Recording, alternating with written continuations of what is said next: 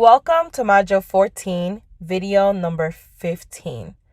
Congratulations, you have made it to Module 14, and this is the last video of this course.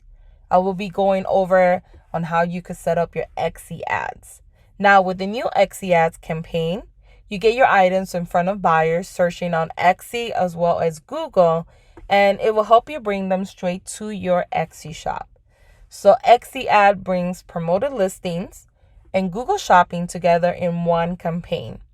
And these changes took place because many Etsy sellers wanted an easier way to promote their listings. So they make these drastic changes. Now, the new Etsy ads brings promoted listings and Google Shopping together in one campaign, so it could be a lot easier for you to manage. And you could set up a daily budget that will be allocated between advertising your listings on Etsy and Google. The nice thing about it, you only pay when shoppers click on your ads, and the amount of your budget that you use is deducted from your payment account the following day. So if you are new to Etsy, you can no longer customize your bids. So before, you were able to adjust and say, for this particular term, I want to pay, for this particular listing, I want to pay 10 cents or I want to pay 25 cents. Now it no longer works that way. So what Etsy does is that after it has enough data on your Etsy ads, they will start to optimize your bids to maximize visits from your ads. And technically, even though you can no longer adjust the bids set for each listing, instead, you could adjust your daily budget and which listings you want to advertise. So you're able to go in there and say, okay, I want to advertise these listings, but these other ones I don't want to advertise. You have that control. Etsy takes your daily budget and optimizes the budget based on ads that perform the best. And it will be a combination of both Google Shopping and ads in the search results. So what countries are your ads shown in, right? So Etsy ads are shown in the search on Etsy and on Google to shoppers in the countries where your ads perform the best. That's really nice. On Etsy, your ads will be eligible to show up in the search results to buyers who set their default shipping location to a specific country that you ship to. On Google, Etsy Smart Advertising Platform will determine the best region for you, so you can reach shoppers that are interested in products like yours and most likely make a purchase. Now, Etsy ad targets the country of best return, which is good. And as your budget increases, they regularly evaluate whether it makes sense to target multiple markets. So let's talk about Etsy ad fees, right? So with Etsy ads, you only get charged when shoppers click on your ads. Your daily budget goes towards getting your items in front of as many interested shoppers as possible. And listing quality is something that is important. Etsy organizes the listings the buyers will like the most and dole out each one by a listing quality score. So numerous factors decide a listing quality score, which does include listing and shop history, strong titles and tags. And that's why it's really important to work on those titles and tags. The listing Etsy determines to be the most important to buyers will have a high quality score. So even new listings can get high placement in the search results. So if you want to increase how often you will show in promoted listings, you have to improve your listings to make them more appealing to buyers. So it's really important that you start doing that with every single listing you have. So how does the Etsy search work? So Etsy's search algorithm helps buyers find items when they are searched on Etsy, and it strives to show the most relevant matches. So the algorithm changes regularly with the sole purpose of helping buyers find what they're looking for. So as an Etsy seller, you might not be able to control the algorithm, but you control the most important factors in the Etsy search placement, which is really important. So let's talk about Etsy search placements and the different factors that play on whether you'll be high in the search results or you'll be buried in the search results. So the first one is tag and title relevancy. So the listing must match the buyer's search word or phrases. So listings that do not match a potential buyer search will not be included in the search results. So just keep that in mind. So for instance, if someone searched sitting chart, it will only return items that match both sitting and chart in either the listing tags or title. When Etsy's algorithm finds all the items that matches the search, they also use keywords to place the order of those results. So having an exact phrase matches are better than matches that come back with the individual words. For instance, a search for sitting chart will return all items with the word sitting and chart in the title or tags, but items with sitting chart in the title will be considered a closer match. So just keep that in mind. This is really important because it's going to help you rank higher in the search placement. So if a word or phrase in a buyer search appears in both the title and tags of a listing, the search algorithm considers that listing more relevant than just having the word or phrase in the tags or title alone. And this is why I always tell people, for best practices, make sure that in the beginning of your title, you put in that keyword that you want to rank for, because that holds the most weight for SEO purposes. And when you put it there, you also want to make sure that you include that keyword in your tags as well. You want to put it in both places. Other things that contribute to Etsy search placements are item attribute relevancy. So take advantage of using the attributes as they work similar to keywords. And we talked about this earlier before in this course. Only select attributes that are accurate to what you're selling. And this also helps you maximize your listing exposure within the search results. Listing quality. The algorithm also takes notice on how well individual items tend to do in the search results. If the buyer clicks, favorites, or purchase an item after they have seen it in the search results, these actions play on the listing quality score. Please note new shops and listings receiving neutral quality, which has no impact on placement.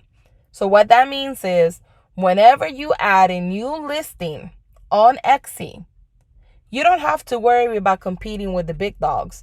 When you add a new listing, that listing goes high as a listing that's been there and it's a bestseller. And within time, if a lot of people click and buy that listing might turn into a bestseller. But if no one is interacting with your new listing, no one is buying, no one is clicking, what happens with that listing over time, Etsy will say, well, this must not be a good listing. Let's bury it in the search results. So that's what you have to keep in mind, that even new stores will rank high in the search results, but it's your job to make sure that you're targeting the right audience, you have the most amazing photos, that way you could stay up there. Now, customer and market experience. Etsy wants to have a remarkable experience when people purchase from an Etsy seller. So Etsy takes in consideration your shop's record of customer service and whether it's in good standing. Do you have great reviews? Is your About Me section completed? Is your shop policies completed? And this is going to help your placement in the search results. If you have any recent cases or past intellectual property infringement issues, that can have a negative effect on you. If you're a new shop, then you will have a neutral score and not be impacted on placement. So just keep that in mind. But lately, Etsy has been selling emails. I received one, and many people received one with different things. Some people have received emails saying, you are constantly closing orders late. If this keeps happening, you could be penalized or even get your store shut down. Other ones have been, you have been constantly getting complaints from customers, whether it's a review or maybe they made a case against your store. You have to make sure that when you're selling on the Etsy platform, you're going to get bogus reviews, because I have gotten a few of them. You're going to get people that don't read and they buy from you and they get upset and leave a bad review. And it's going to happen. But just keep in mind, the one section of this course that we talked about customer service, try to do everything in your power to make that customer happy, because that could be the person that could close your store down because they left one bad review. So just keep that in mind. That's the number one lesson I have learned. Is one thing that you have to really focus on. Now, the other items are the algorithm reviews how recent an item was relisted or listed. This helps keep the search results always providing a new listing for frequent shoppers. So they like you adding, new items all the time or renewing old items all the time. Shop location, a lot of Etsy buyers like purchasing from sellers based in their own country. Etsy algorithm takes the location of the shop into account for search results. There's people that want to buy just from US. There's people that want to buy just from Canada. It is what it is. So don't forget to add your shop location, because if that's going to help you get a couple sales a month or a year, why not? Translation of listings in search. So are all your listing tags and titles in the language you choose when you signed up to Etsy? For instance, if your shop language is in Spanish, but you have written your tags in English, the tags will not help you in the search results. This is a big one. I've seen a couple stores when I did freelance that have done like Spanish and English. Stick with the language that you signed up. If you signed up with English, you have to make sure your store is all English. If you signed up with Spanish, then all Spanish. Don't mix it up because you will not get found in the search results. If you want to make a sign that happens to have French verbatim on it, that's fine. But just make sure that your listing description, everything else matches in English, and whatever verbatim that you want to use in your tag, that's fine. But don't mix languages in the sense of you selected English, but then everything is in Spanish. So just keep that in mind. Now, let's talk about setting up Etsy ads. So now that you have a better understanding of Etsy ads and which factors contribute to the placement of your listing, it's time to go over how to set them up. So when you decide to set up your Etsy ads, all you have to click on Shop Manager. After that, you hover on Marketing and then Advertising. You're able to set your daily budget there. And this should be maximum amount that you're willing to spend to advertise your items per day based on a monthly average of daily spend. So keep that in mind. The default minimum daily budget is $1. You choose a budget that you're comfortable investing in ads because your entire daily budget may be spent each day. So just keep that in mind. And remember that you could change your budget at any given moment. And once you select the budget, whatever you want to spend, whether it's $1 a day or $10 a day, all you have to do is click and start advertising. Like I said earlier, you're able to select which ones you want to run ads and which ones you don't want to run. There is a limit to how high you could set your daily budget.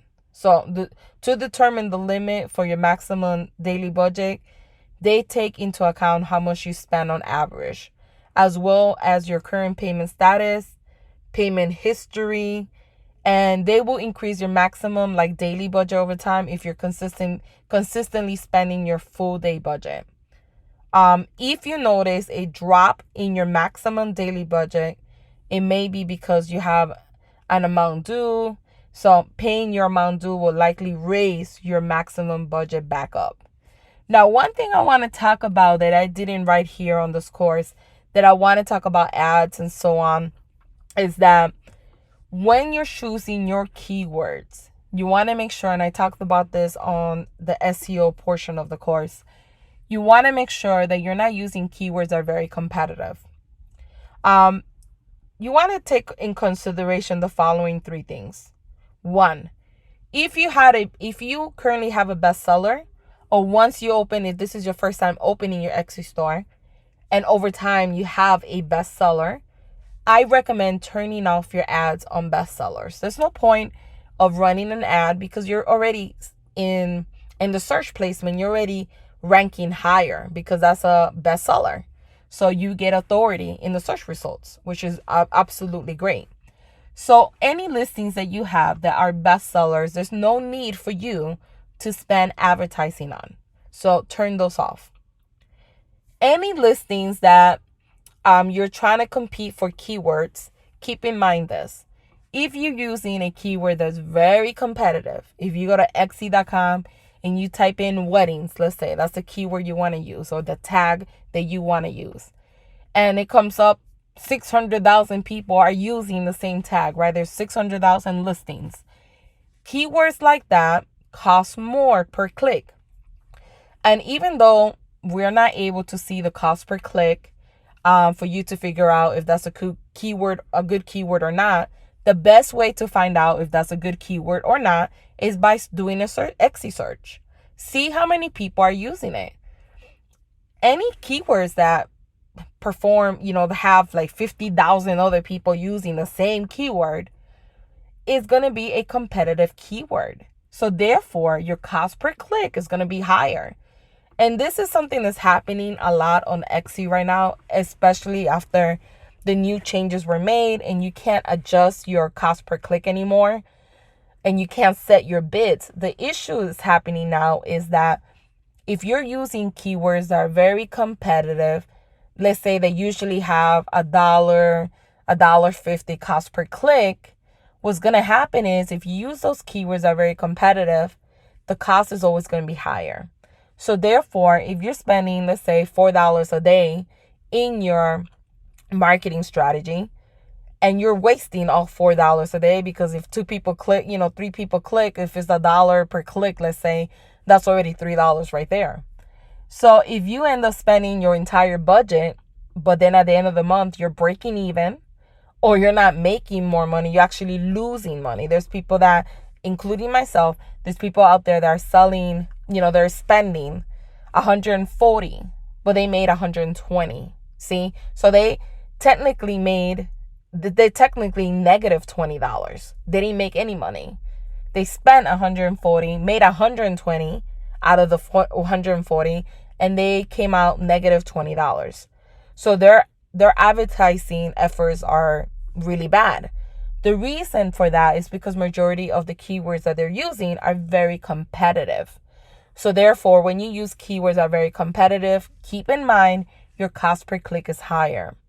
If you are okay with paying a cost per click, because let's say, yes, it's $2 or $1 per click, but every sale you might make $60, then that's a good trade, because even if they click and you paid $1, but one of those turned into a sale, you made, $59. So that's a good trade. But if you're selling printables like I do, and every printable is like $5, and you're competing for a keyword that every click is $1, 5 people clicked on it, 1 bot, yeah, you made the $5, but then you also spend $5 on advertising. So it's really important that you start really paying attention what keywords you're using. Are they very competitive? You could use the eRank tool that I was talking about earlier in this course, and you could see the search volume. You could see how much competition it has. And if it has a lot of competition, I don't recommend using advertising on those particular listings. If you want to compete with that keyword and you want to compete with other competitors and possibly get traffic from it, just keep in mind that they could eat up your budget, not make you any additional money, and at the end of the month you could break even or even be negative. So just keep that in mind. The best thing you could do is try to find keywords that you could rank organically for. And if you could rank organically for them, if you were to turn advertising on those listings, your cost per click is going to be way lower than when you try to compete for keywords that are very competitive. So it's really important to keep that in mind. And the third thing is, if you have listings that are not doing well and you're not selling, what I recommend is working on a strategy for those particular listings and looking at them and saying, okay, let me see if I need to switch up my SEO. Let me see what I need to do. What is it about this listing? And being very critical of your own actual listing and saying, okay, I do think that the photos are not that bad. So I could reword it, the listing description, or I could change the title. But just looking at everything again and see what's wrong with that listing. And if you need to turn off the ads for those listings until you fix it, that's better than spending money and not getting anything. even though those particular listings, if no one clicks, you're not going to get charged. But if you are targeting the wrong customer and you have the wrong tags, that could also cost you a lot of money, because now you're showing your products and services to people who are really not interested. They're clicking, not buying from you, and every time they click, you get charged. So just keep that in mind. It's really, really important to pay attention. What keywords am I using? Are they very competitive? That's going to cost me an arm and a leg to compete for those keywords. So that's really, really important. So again, congratulations for completing the entire module. Now this is your time to start your journey on Etsy. Make sure to check out my bonus videos. I'm going to add them, where I have set up like mini tutorials on different digital products you could start selling on Etsy. So if you're thinking on how to start a specific product, I made a couple videos that you could see how I make them using Canva, in case you guys want to kind of get inspired and learn how to use it yourself. And guys, don't forget to leave comments on each video. If you have any questions, leave a comment below. And thanks again for watching this Etsy course.